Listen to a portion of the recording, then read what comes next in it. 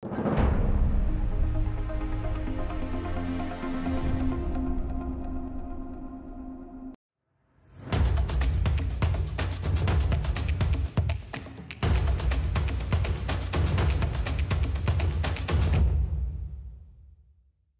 cœur d'une enquête pour des suspicions de matchs truqués en deuxième division, le président de la Fédération camerounaise de football, Samuel Eto'o, a démenti les accusations.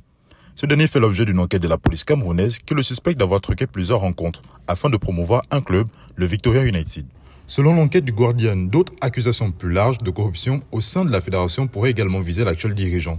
Des faits qui pourraient impliquer jusqu'à 40 personnes selon les autorités camerounaises. Les accusations auraient été notifiées via un communiqué du parquet sur la base de présumées preuves mises à disposition d'un anonyme. Depuis une pléthore d'acteurs du football camerounais ont ressurgi sur la question. Et je parle à cœur ouvert et à vive voix. Personne ne me fera rien. Ce que nous sommes en train de vivre dans ce championnat, ça va s'arrêter. Personne n'est venu accompagner l'autre. Nous sommes là, nous investissons énormément d'argent, mais on ne peut pas choisir dans un championnat les équipes qui vont monter. Nous n'allons pas laisser cela comme ça.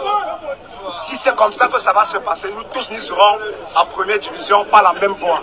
Dans un communiqué de ses proches, Samuel Eto'o se défend en dénonçant des rumeurs diffamatoires. Depuis plusieurs mois, des personnes ont choisi d'orchestrer une campagne d'attaque malveillante à l'encontre de M. Samuel Eto'o. Plus récemment, cette campagne de nuisance a pris la forme d'une lettre ouverte adressée au président de la FIFA et de la CAF, dont le contenu diffamatoire a été largement relayé par les médias. Au-delà des comparaisons insultantes et hors de propos qu'il formule, les signataires de ce courrier n'ont pas hésité à recourir à des allégations purement fantaisistes à l'encontre de M. Eto'o, dans l'objectif de le pousser à la démission. À ce jour, M. Eto'o n'a jamais été ni convoqué ni notifié de l'existence de la moindre procédure judiciaire à son encontre. En tout état de cause, si une enquête quelconque venait à être ouverte, M. Eto'o aurait vocation à s'y constituer comme victime et non comme mis en cause, déclare Samuel Eto'o dans un communiqué.